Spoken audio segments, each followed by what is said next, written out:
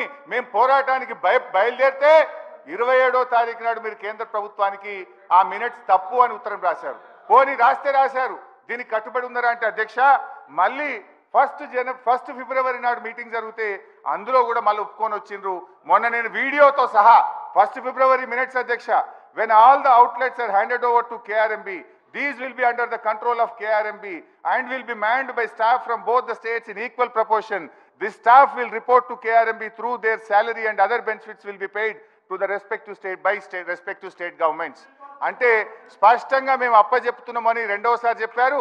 బయటకు వచ్చిన తర్వాత ఆంధ్రప్రదేశ్ తెలంగాణ ఈఎన్సీలు మేము అప్పచెప్పాలని నిర్ణయం తీసుకున్నామని చెప్పి కూడా చాలా స్పష్టంగా అందులో చెప్పిన విషయాన్ని మీ ద్వారా తెలియజేస్తున్న అధ్యక్ష.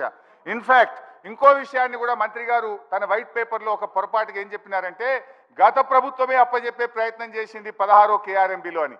మీ కార్యదర్శి రాహుల్ బొజ్జా గారు 27/1/2024 రాసిన లెటర్లో similar view as stated in para A and B above were expressed in 16th KRMB meeting by Telangana that handing over of the projects can be considered only after finalization of operation protocol. Further, in the 17th board meeting, Telangana stated that it does not agree to transfer of the components and stressed that the matter may be referred to Apex Council. ఈ విషయాన్ని 16, 17వ board meeting లో మా తెలంగాణ గత ప్రభుత్వం వ్యతిరేకించింది అనే విషయాన్ని మీ కార్యదర్శి గారు 27 జనవరి 2024 రాసిన లేఖలో కూడా ఆయన గారు కూడా స్పష్టంగా చెప్తే మీరేమో మీ వైట్ పేపర్లో మేము అప్పచెప్పుతామని చెప్పి రాశాము అని మీ వైట్ పేపర్లో పెట్టి ఈ సభ ద్వారా ప్రజలను తప్పుదో పెట్టే ప్రయత్నం చేసినారు. ఇది దయచేసి ఇది చాలా దురదృష్టకరం. భవిష్యత్తులో ఇలాంటి పెట్టకూడదని మీ ద్వారా కోరుతున్నాను.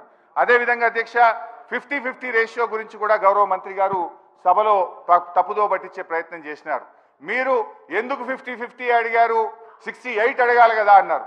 అయితే అధ్యక్ష మీ సెక్రటరీ రాహుల్ బొజ్జా గారు మీ గవర్నమెంట్, మీ సెక్రటరీ మీన్స్ యూ, మీరేం రాసినారు? మీ గవర్నమెంట్ వచ్చినాక పేజ్ నంబర్ 3 ఏం రాసినారు? Page number 3 paragraph A, water sharing between AP and Telangana shall be in the ratio of 50-50 till KWD2 finalization allocations.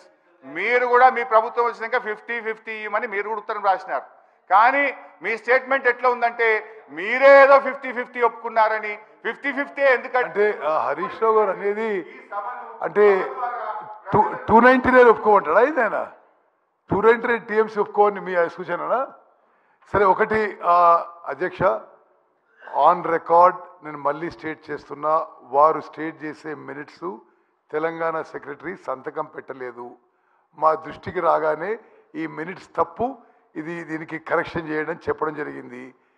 గతంలో తెలంగాణలో ఎలక్షన్ జరిగే సమయంలో ఆనాటి ముఖ్యమంత్రి కార్యదర్శి, ఇరిగేషన్ కార్యదర్శి స్మితా సబర్వాల్ గారు కేంద్ర ప్రభుత్వానికి సూచనాప్రాయంగా నాగార్జున సాగర్ మరి KRMBకి అప్పచెప్పడానికి ఒప్పుకున్నట్టుగా వారు రాసిన లేఖలో ఉంది.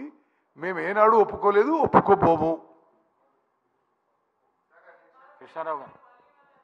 అధ్యక్ష అధ్యక్ష అధ్యక్ష అధ్యక్ష అధ్యక్ష అధ్యక్ష గౌరవ సభ్యులు హరీష్ రావు గారు